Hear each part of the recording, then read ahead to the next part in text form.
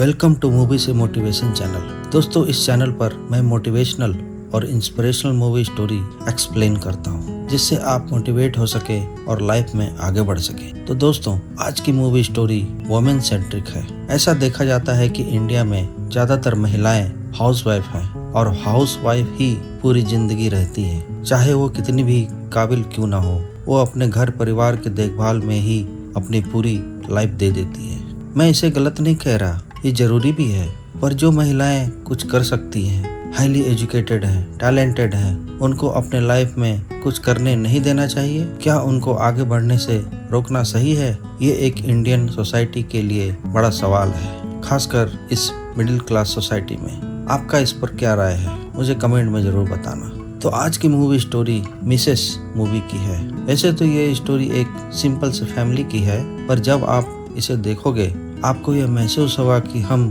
किस सोसाइटी में रह रहे हैं या अपने आने वाली पीढ़ी को क्या सीख देना चाहते हैं। तो ये कहानी रिचा की है, जिसे डांस का शौक रहता है और इसका एक डांस ग्रुप भी होता है। और दूसरी तरफ रिचा के घर उसके शादी के लिए लड़के वाले आते हैं और लड़का गायनोलॉजिस्ट डॉक्टर होता है। लड़के की बहन नहीं थी और नेटवर्क इशू था, इसकी वजह से वो उसे वॉइस कॉल करने के लिए वाईफाई पासवर्ड पूछता है। तो रिचा उसे एक कॉम्प्लिकेटेड पासवर्ड बताती है, जो कि होता आसान है, like A1 B2 C3 D4, पर सुनने में मुश्किल था। और ऐसे दोनों में बातचीत स्टार्ट होती है। फिर दोनों एक दूसरे को पसंद कर लेते हैं और कुछ ही दिनों में शादी भी हो जाती है। फिर रिचा शादी के बाद अपने ससुराल आती है और फर्स्ट नाइट में दोनों इंटीमेट होते हैं। फिर जो लगभग हर घर में होता है, शादी के बाद फर्स्ट डे नई दुल्हन को कुछ बनाना होता है, तो वो किचन में आ जाती है, पर वहाँ अपनी सासू माँ को देखती है, पहले से ही खाना बना रही है। फिर मम्मी जी कहती हैं, बस मेरी हेल्प करो, मैं कर लूँगी। जब वो चाय बनाती है, दिवाकर चाय को बांट कर पीता है और प्यार दिखाता है, और मम्मी जी नाश्ते में लगी रहती है, क्योंकि घर में सुबह 9 बजे नाश्ता रेडी करना होता है। इसके अलावा भी घर में बहुत सारे रूल रेगुलेशन होते हैं, जैसे उसके ससुर को अजवाइन वाला पानी चाहिए होता है सुबह, और रोटी बिल्कुल तवे से निकली हुई होनी चाहिए। ये सब रिचा को पता नहीं था, इसलिए उसकी सासू माँ एकदम से रिचा पर बर्डन नहीं देना चाहती थी, क्योंकि वो सालों से ये सब करती आई थी। स्टार्ट में रिचा को ये सब अजीब सा लगता है, क्योंकि हर घर में बेटियों को उनकी माँ सब कुछ सिखाती तो है कि शादी के बाद ये सब करना पड़ेगा, पर वहाँ जाकर क्या सिचुएशन होगा कौन जानता है। ये सब तो शादी के बाद ही पता चलता है। जैसे उसके ससुर को चटनी सिलवट्टी की चाहिए होती थी, फूड प्रोसेसर की नहीं। अब कौन किसी का चप्पल निकाल कर रखता है, वो भी टाइम के मुताबिक।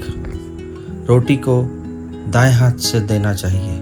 पर ये सब के बावजूद रिचा पूरा ध्यान अपनी सासू माँ के साथ कामों में लगाती है, पर उनके जैसा परफेक्ट होना मुश्किल था।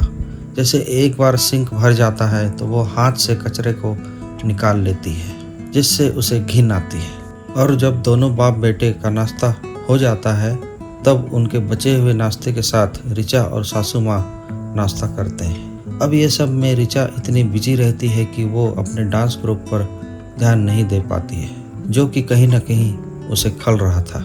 इसी बीच दिवाकर की बहन, जो आउट ऑफ इंडिया रहती है, वो प्रेग्नेंट रहती है। वो कॉल करती है और मम्मी को आने के लिए बोलती है, पर वो मना करती है कि यहाँ का काम कौन करेगा। पर रिचा ही इंसिस्ट करती है कि मम्मी जी आप जाओ, मैं देख लूँगी। फिर उसके घर वाले भी एग्री हो जाते हैं और मम्मी जी चली जाती है। अब यहाँ से रिचा की जर्नी स्टार्ट होती है। अब प्रॉब्लम ये होती है कि रिचा सब कुछ सीख ही रही थी और समझने की कोशिश में थी, पर 100% सब कुछ घर के तौर तरीके समझना बाकी था। जैसे रोटी बनी हुई नहीं, तवे वाली चाहिए। अब उसे पता नहीं था कि चप्पल निकाल के रखना था, और वो म्यूजिक सुनने लगी और पापा ने देख लिया, जिससे वो गुस्सा हो गए। यहाँ तक कि दिवाकर भी कम नहीं था, उसे भी क्लिनिक जाने के लिए सारे कपड़े चाहिए, यहाँ तक कि चड्डी भी। और अब तो वो चाय भी साथ नहीं पी रहा था। तो रिचा अपने घर के कामों से तो वैसे ही परेशान थी, दूसरी तरफ उसके हस्बैंड को भी रिचा का ख्याल नहीं था। उसे बस रात को उसके साथ सोना था, जिसमें कोई प्यार नहीं होता था, क्योंकि रिचा तो वैसे ही किचन के कामों से टूट चुकी होती थी। पर दिवाकर को इन सब चीज़ों से कोई मतलब नहीं था। उसे बस लगता था कि वो 12 घंटे काम करता है, इसलिए कम से कम लंच तो मिलना चाहिए। पर अपनी वाइफ की हालत नहीं समझता था। उसे रिचा कहती भी है कि एक मेड रख लेते हैं, पर वो मना कर देता है, क्योंकि ऑलरेडी एक नौकर था साफ सफाई के लिए, पर वो रेगुलर नहीं आता था। और रिचा जैसे तैसे घर को और ये बाप बेटों को खुश रहने की कोशिश करती रहती है और खूब मन लगाकर खाना बनाती है।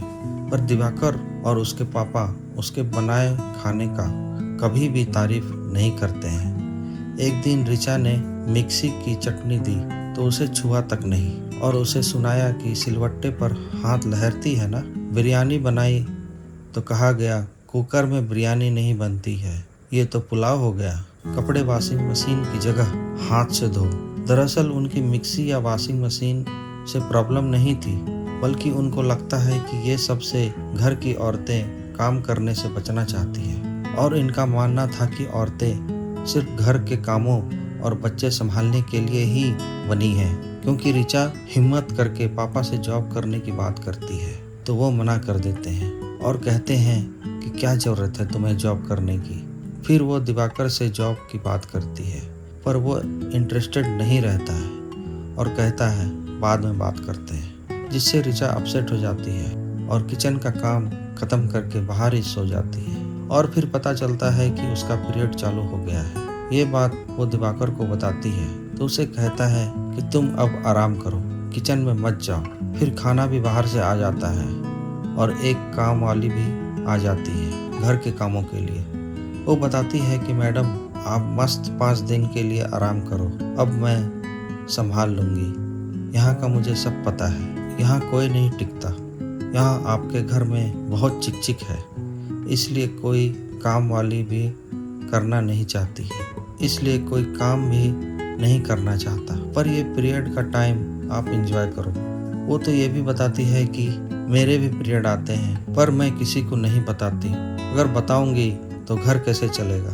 दरअसल वो रिचा को उसके घर के सोच को बताती है कि ये लोग आज भी ये सब मानते हैं और ऐसा सोच रखते हैं। अब वो घर तो संभाल ही रही थी, अपनी तरफ से सारी मेहनत कर रही थी, पर उसके घर वाले उसे अपनी लाइफ में आगे बढ़ने से रोक रहे थे। दूसरी तरफ उसकी ज़िंदगी सिर्फ किचन तक ही रह गई थी। अब तो रिचा जब सिंक भर जाता है वो भी हाथ से साफ करना सीख जाती है, जिससे उसे बहुत ही गंदा लगता है। दूसरी तरफ किचन में नल का पानी लीक होता रहता है, जिससे ठीक करने के लिए वो कई बार अपने हस्बैंड से बोलती है, पर वो उस पर ध्यान नहीं देता है और ये लीकेज बढ़ता ही जाता है और पानी फर्श पर ना आए इसके लिए वो बाल्टी रख देती है। अब वो मौका पाकर फिर से दोनों से जॉब की बात करती है, पर दिवाकर उसे समझाता है कि डांस तो तुम्हारी हॉबी है ना, वैसे भी बच्चे होने के बाद तुम्हें जॉब छोड़नी ही पड़ेगी, तो क्या फायदा। ये सब के बाद एक रात के लिए दिवाकर के अंकल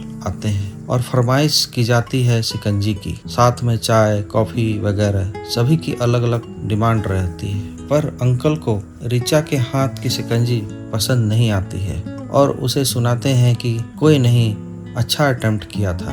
यही नहीं, मटन की डिमांड भी करते हैं और खुद बनाते हैं और पूरा किचन मेस कर देते हैं। आंटी जी हेल्पफुल थी, रिचा की तकलीफ समझकर हेल्प के लिए बोलती है, पर रिचा मना कर देती है। और फिर सुबह होती है और पूरा काम खत्म करके रिचा सबके मना करने के बावजूद एक जॉब इंटरव्यू के लिए जा ही रही होती है कि पापा जी देख लेते हैं और उसे जाने से रोक देते हैं। और वो बताते हैं कि उनकी वाइफ पीएचडी है, पर उन्होंने हाउसवाइफ बनकर दोनों बच्चे को देखा और उनकी परवरिश की, पढ़ाई करवाई। पर तुम न्यू जनरेशन की हो ना, इसलिए ये सब नहीं सोचती हो। अब रिचा हार चुकी थी और उसकी फ्रेंड उसे अपने शो पर इनवाइट करती है कि जरूर आना, संडे है तो आ ही सकती हो।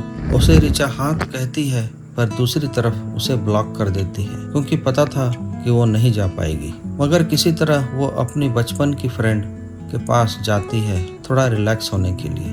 हस्बैंड के साथ। और जब वो प्लेट उठाने लगता है, वो मजाक में दिवाकर को कहती है कि तुम कैसे मेरी मदद करने लगे, घर में तो कुछ नहीं करते हो और तुम्हें एक नौकरानी भी तो मिल गई है फ्री में। इससे दोनों में बहस होती है और दिवाकर को बुरा लगता है और कहता है कि मैं एक डॉक्टर हूँ और मेरी बेइज्जती कराने के लिए यहाँ लाई हो। पर ऋचा उसे सॉरी बोलती है और कहती है अब से नहीं होगा। बस फिर क्या, ये सब से एक्चुअली मैं उसे लेना देना नहीं था। जब देखता है कि सॉरी बोल रही है, फिर वो उसके साथ चालू हो जाता है बिना उसे पूछे, बिना उसकी मर्जी के। और ऋचा ये सब हर दिन झेल रही थी। वो तंग आ चुकी थी। दूसरी तरफ किचन का लीकेज भी बढ़ता जा रहा था। वो फिर से हस्बैंड को कहती है, पर वो अनसुना कर देता है और कहता है मेरा बैग रेडी कर दो, मुझे जाना है। जब थोड़ा टाइम बाकी रहता है, दिवाकर ऋचा के पास आना चाहता है, पर ऋचा उसे रोकती है क्योंकि दिवाकर हमेशा ऋचा की मर्जी के बिना ही इंटीमेट होता था, जिसमें ऋचा को तकलीफ भी होती थी और दोनों में बहस होने लगती है। और दिवाकर कहता है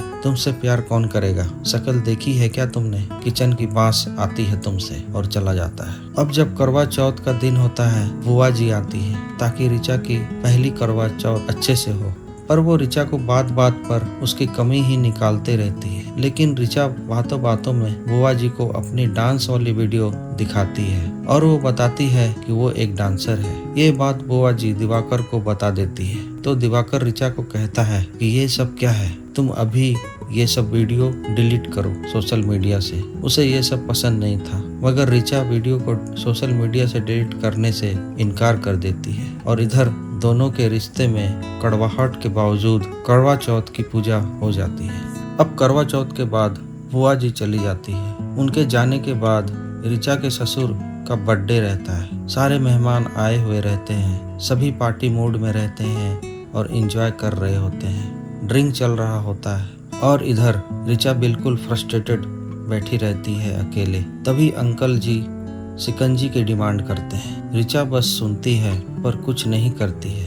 तभी दिवाकर आता है और उसे कहता है कि शिकंजी कहाँ है, सभी लोग वेट कर रहे हैं। ऋचा पूरा गुस्से में रहती है और फिर वो जो बाल्टी में नल का लीकेज का गंदा पानी इकट्ठा रहता है उसे ग्लास में भरती है और पार्टी में जाकर दे देती है और किचन में आ जाती है। फिर क्या था, दिवाकर और उसके पापा गुस्से में आते हैं और तभी ऋचा बाल्टी से बचा हुआ पानी भी दिवाकर पर फेंक देती है और घर से निकल जाती है। और फिर वो अपने घर आती है, जहाँ उसकी मम्मी भी उसको समझाती है कि अरे इतनी सी बात पर घर क्यों छोड़ कर आई, ये सब तो करना ही रहता है ससुराल में, उन्हें सॉरी बोल दो और गुस्सा थूक दो। तो ऋचा गुस्से से बात करती है और फिर वहाँ जाने से मना करती है। और फिर जब उसका भाई आता है, ऋचा की मम्मी ऋचा को ठंडा पानी देने बोलती है। इस पर ऋचा कहती है कि क्यों, ये नहीं खुद ले सकता क्या, क्योंकि ये लड़का है। तुम सब जैसे माँ बाप होते हैं जिससे लड़के बिगड़ जाते हैं और लड़का लड़का करते रहते हैं। और वो वहाँ से